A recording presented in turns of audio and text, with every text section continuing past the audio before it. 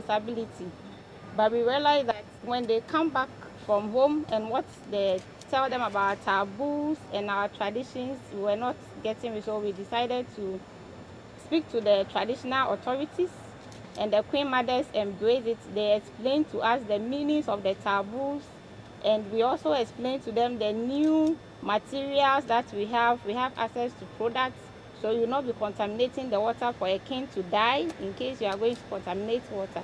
So we understood each other, and now we have our MHM ambassadors as the traditional. We have chiefs and Queen Mothers who are ambassadors for MHM, and it's really working well in Ghana in terms of the social norms. Thank you very much. Lisa, can you just go straight behind you? Thank you. My name is Megan. I am from USAID, where I serve as the social and behavior change advisor for our WASH portfolio, and I wanted to just to follow up on two comments. One is to challenge our assumptions, and that school providing facilities at schools for menstrual management is sufficient, because we also have completed a study in Ethiopia and the pastoral areas, and girls are not coming to school because of pain. So if you can imagine that if you're walking 2 or 3 kilometers each way to school, even if you have facilities at school, you've got to make it to school.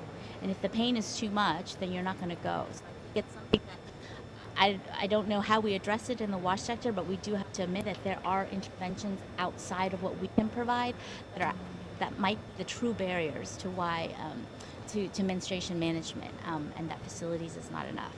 And I think the other thing is we talk a lot about sort of the ingrained taboos, the stigma, everything around this. For me, it's beyond what our sector can do. And so we need to be reaching out to our colleagues that work in reproductive health and contraception. We need to be reaching out to our colleagues that work in youth, because to dismantle some of these deep-rooted beliefs is just something beyond, I think, the expertise as well as the wheelhouse of the WASH sector. And so we need to be inviting other colleagues to the table.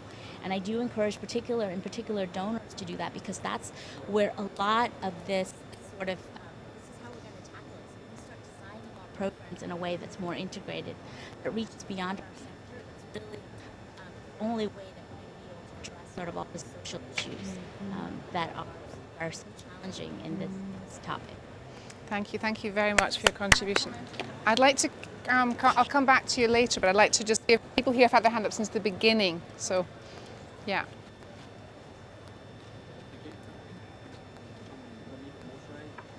Thank you for raising the topic of WASH in prisons. A couple of reflections on this. Experiences actually. So one is with one of my employers. Country staff had designed a couple of WASH in prisons projects, which were killed by senior management explicitly, because these were not a target constituency, despite our usual target constituency then being the most marginalized people.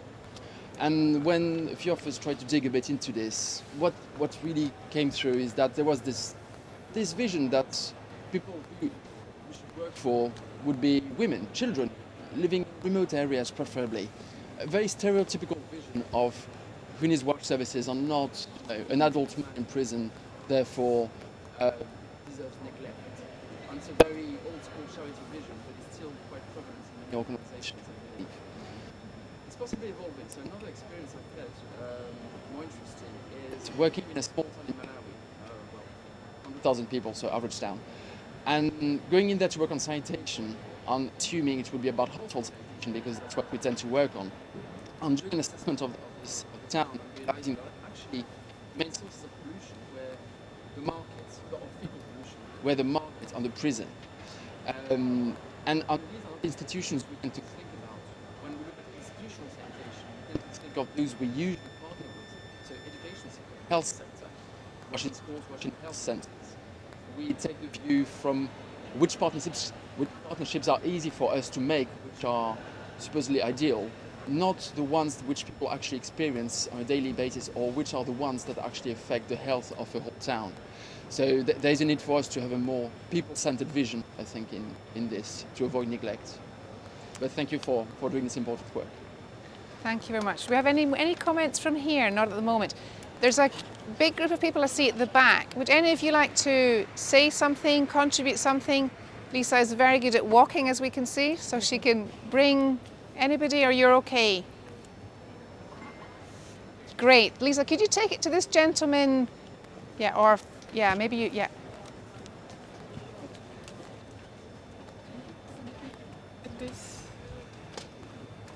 Just take your time, Lisa. We have time. Just check it. Yeah. Should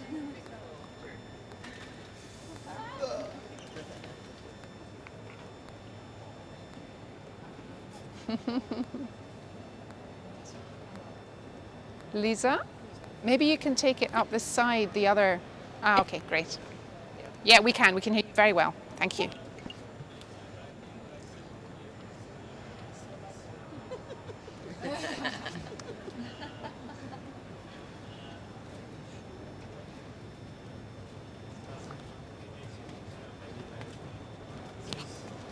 Really a taboo issue still in some of the countries and many of the countries in South Asia. But how do you want to see this to make it mainstreaming? That government can take the responsibility of this services under their Ministry of Health or departments or the local governments. Thank you. Thank you very much. Anybody else up here while Lisa is up there with the microphone? No, okay. Who else would like to add something from the audience before we come back to our guests? You were very keen to say something, yeah. That's great. So this, yeah, if you could come down here, thank you. Thanks, Kirsten. Just one response to the lady from USAID. I forgot your name, and then I'd love to hear more from the panel. About linking with other sectors, I just want to notify you all that this morning was a breakfast meeting where we launched a manual which is called Linking Water, Sanitation and Hygiene and Sexual and Reproductive Health and Rights to Achieve the SDGs. So this is a joint effort that CIMAVI, we work on both sectors. We've closely worked with WaterAid, IPPF, Mary Stopes and PSI to release this document. Do look for it. It really highlights where SRHR and WASH meet each other and how we can work together to really tackle those issues. Thank you very much.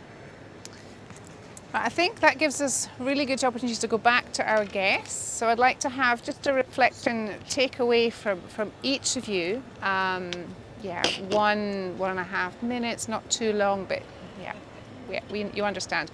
And then we'll come to Soraya, who got us all started on this topic, who's going to give her reflections about what she's taking away from this session. So you have the microphone, I think, here. I'm going to go in a different order. It's just too predictable. In fact, I'm not even going to tell you what the order is. It's going to make it really, really difficult. Let's start with you, Caroline. Thanks. Okay, I'll just pick up on the issue of the culture, beliefs and norms. Yes, fully agreed. Yes, very complicated.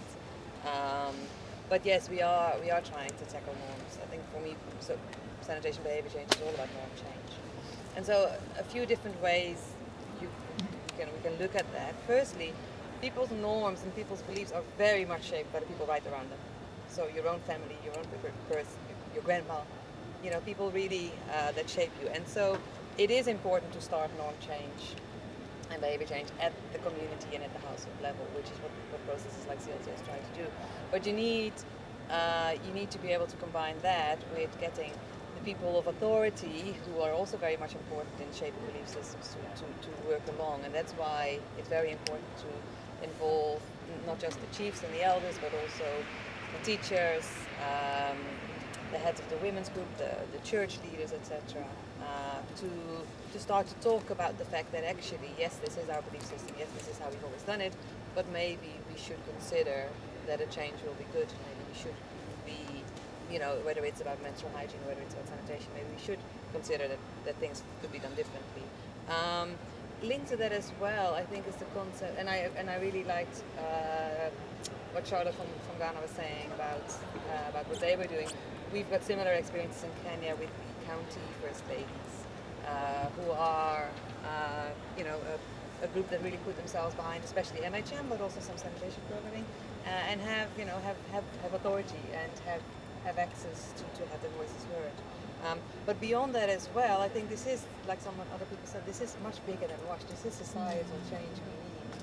And another thing we need to be very aware of, especially in Africa, but also maybe slightly less in Asia, but is the tremendous amount or percentage of youth, and it's only gonna go up.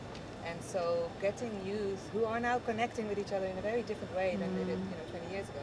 Getting youth involved, getting youth platforms involved, getting social platforms and, you know, online media platforms involved in starting to talk about different messages. I think is another thing you could be doing beyond everything else that was already discussed here. So we've been partnering with some youth networks to look into doing that more systematically as well. And another example is, for example, with Eawag, the global interfaith WASH alliance, which is a way to start talking with various church leaders and faith leaders on what their role should be, could be in you know, addressing some of these stigma and barriers. Thank you very much. You'll be tired of clapping by the end of the session. I'm sorry about that. Vasco. Yeah, thank you. So, trying to fit in somehow shared sanitation here, because we've been talking a lot about menstrual health management, which is of course also an issue within shared sanitation facilities. So not that there is a general lack of shared sanitation facilities, but especially cleanliness, but also especially for the women, for menstrual health management. And then, I mean, this is connected to other urban services as well, so not only sanitation, but also water availability. So without close access to water, like keep facilities clean is almost impossible. But then also solid waste management. So a lot of the like used pads, cloths, they end up because of social taboos in the pits. So the pits fill up quickly, like increasing the affordability challenge for the people, because then the emptying service has to come like twice as much as normal would be the case, and so making the issue even more complex. So because it also includes behavior change, not only social awareness, but really changing behavior of the people, and yeah, so. It's tricky. It's a good uncomfortable. and uncomfortable. Thank you very much. Nadia, you can become uncomfortable now on your comfortable sofa. No, thank you. The issue I was trying to write down a few points. I have an issue in my life, and my handwriting is really bad, so I can't even read what I was writing. But so I was trying to find a few points. Yeah, I think the issue of maybe like a few 7 points. First one on, I think, continuing to explore who's left behind. So it's really important in terms of digging and finding the groups that we don't think about at the first glance. Exposing the issue. So thank you very much for putting this session all together to all the partners, and I know your commitment. So really keep on pushing that, exposing it. I think also to commit and try to motivate for the commitment to address the needs, and maybe looking at the benefit for the different actors of committing to addressing these needs. I think also maybe thinking of the transformation that we want to bring on board, and the issue of trickling down concept, does it work or not? Engaging in policy, we saw also at national level, at local level, in communities.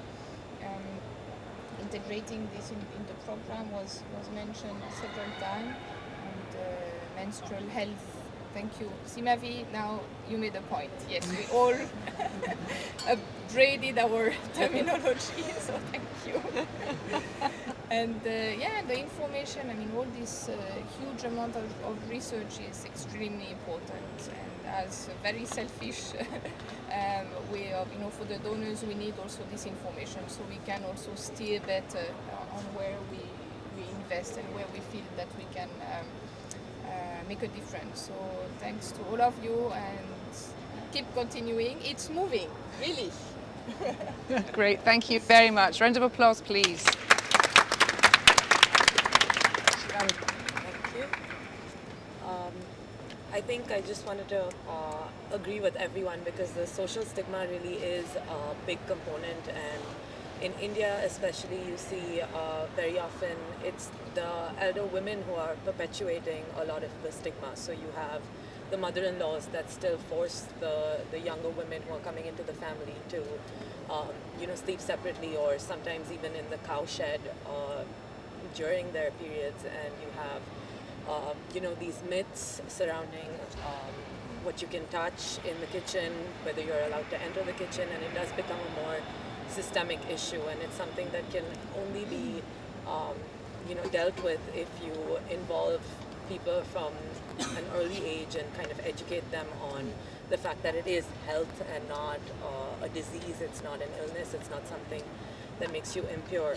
And we're talking about, and you mentioned that it's important to consider what's important for the people, and we can't just impose what we believe is correct for them. And this has been our experience actually working with sex workers in India.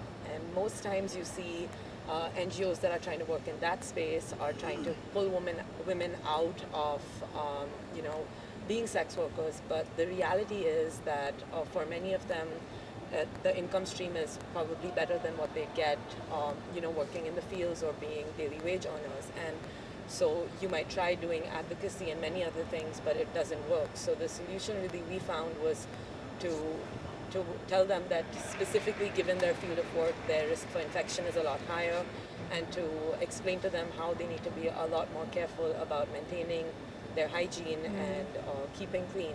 So when we think about, I'll just leave you with this, that when we think about populations that are left behind, it's not as simple as low-income earners or women with disabilities. It's many different groups that we might not even consider. In India, you have very often women from lower classes or the lower caste system, and you have to consider what happens to them too. Yeah. Thank you very much. Lucy. I think it's very nice to see that now the topic of menstrual hygiene management is being taken by more and more organizations, that is evolving, that there has been lesson, that we are improving how we see it, how we communicate about it. I agree with Esther that actually menstrual health is a much better term. Actually, as it's a topic about uncomfortable conversation, I just want to highlight it's a bit of a personal note, but Esther was actually the initiator of the topic on menstrual hygiene management that we have highly inspired ourselves for the development of this Blue School kit. So thank you now for letting us know that we should call it menstrual health and look at it from different perspectives. I would call on collaboration maybe with Simavi, if we can see how you could help us improve this, and even I think we have some countries where we work both, so that would be very interesting. I also want to react to one comment on it's important not to make assumptions, this is completely true, on the cause of absenteeism. Pain being the main cause, as what has been proven in some countries. But I think us as WASH experts, it's also good that we focus on what we can change. So infrastructure, okay, it's not the only thing we should focus on. There is also, of course, all the information, the learning, and not coming as NGOs with our additional material on what we think we should do, but working with teachers and seeing how in specific science classes they can discuss this topic much more openly. This is very important. So working on the infrastructure and on the knowledge and the discussion about this topic. I also want to react to a comment on the importance to keep menstruation health on the agenda and keep on talking about it. I mean, as we said, it seems almost now that it's a topic that we have, it was at its peak 4 years ago and 4 or 5 years ago, and now it's already covered by more people, but it's so important, and not only working on it with the community, but also with teachers, but also with project teams on the ground and with everyone actually. I have a funny example to give. One of my colleagues in Ethiopia, who is supposed to roll out this training on menstrual hygiene management, received the training himself on how to roll it out. And when we went through the the cycle, then he paused and he said, so day number 1, where you count 14 when it's the moment where actually a woman is fertile, it's the first day of the period. It's not the last day. And actually he had been trying to go for his second child for some years and it never worked. I met him recently and now he has his second child. So I had the feeling it had an impact. There is mainstreaming menstrual hygiene management at the governmental level. I think there are some countries where they have made much more progress on this, like in Kenya. But I think this is where also NGO we can look at how we can come together to do this advocacy work. This is also one of the objectives of the Swiss Water and Sanitation Consortium. Yes, I would like to throw another question that we might not be able to respond, but it's in reaction to the comment of Nadia. As NGOs, sometimes we are indeed facing this issue of we are challenged with this discussion on leave no one behind and now on menstrual hygiene management. Okay, I explain a bit more. You can build, let's say you can build 10 sanitation facilities, simple ones without showers, without a ramp for children with limited ability or special abilities. Or you can make 5 and they are perfect with a very nice shower, with a ramp and everything. So how do you do as an NGO? 10, you reach more people because now we are talking about leave no one behind, but actually, indeed, it's not as if everyone has access and now we just look at the last. So do you go for 10 simple ones or do you go for 5 perfect ones that also includes special facilities? Go so this for is 15. something we are. Thank you. Go for 15. Go for 15. With everything. Or we ask SDC to. Thank you very much. But it's really a challenge we are facing as NGOs, this discussion. Thank you. John, and then we'll come here. Thank you. Yeah. Thank you for the comments and the support on the community of practice. Balaji from WHO raised the social situation. In prisons, there is a social situation going on within the prison population. And if you can imagine, we have situations where prisoners are actually dismantling or sabotaging the WASH infrastructure. This is a form of protest, or this is a form of power game, and we need to understand more about that. So it is also something that we need to look at. Thank you to Virginia and Remy for your comments. It's true, there is no WASH community of, there's no WASH in prisons community of practice.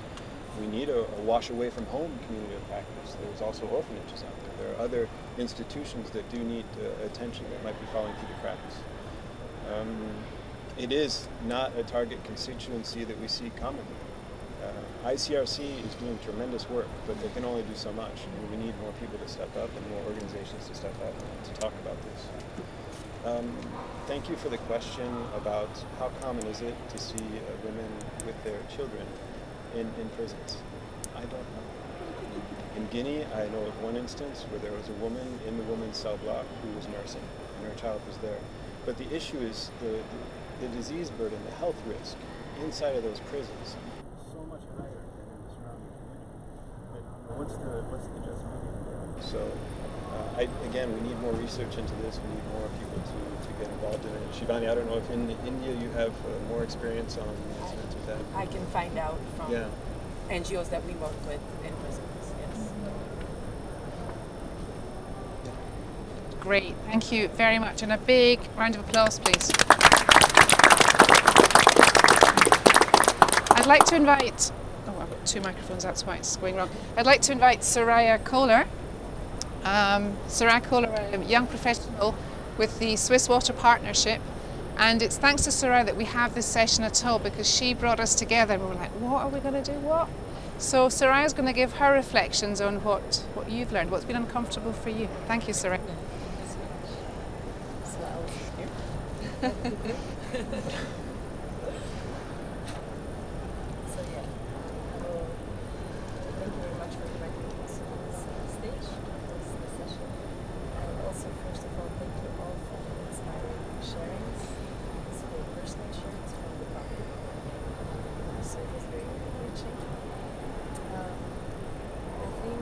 It was very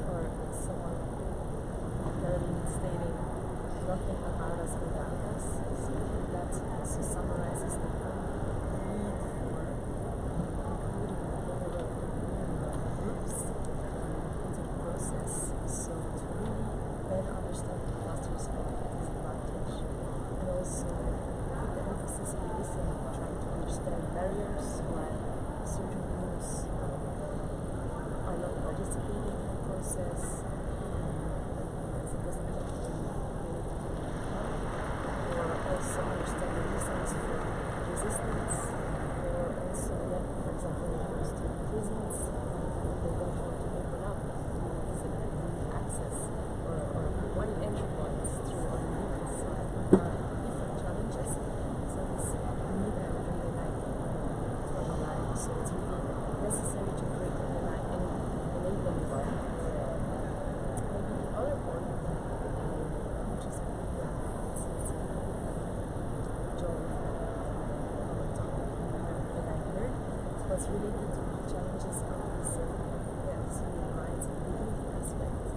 So I think even prisons, they are standardized. I think why should they deserve something like this? Girls, women to stay at home because of pain. I think there are limits, and there's a need to foster this understanding that they also deserve to be treated as point. And then the third point, I think that came from you, that I also think really summarizes the important aspect is when you don't speak about it, you don't tackle it. So this very beautiful example of the menstrual hygiene management topic that came up 15 years ago that is now something to be talked about more. But there is still, of course, a lot of work to be done. I think that's a very important aspect. And also linked to the fact that all the different stakeholders, also different levels, national level, but also community level, need to exchange more. And so I'll stop here. I think finally, thank you very much for this lively and inspiring and enriching discussion. Thank you very much. This has been a great session. A huge thanks, particularly to Martin, who's been working tirelessly making sure that we have perfect sound, and Lisa running around with microphone and supporting us. A huge thank to our guests.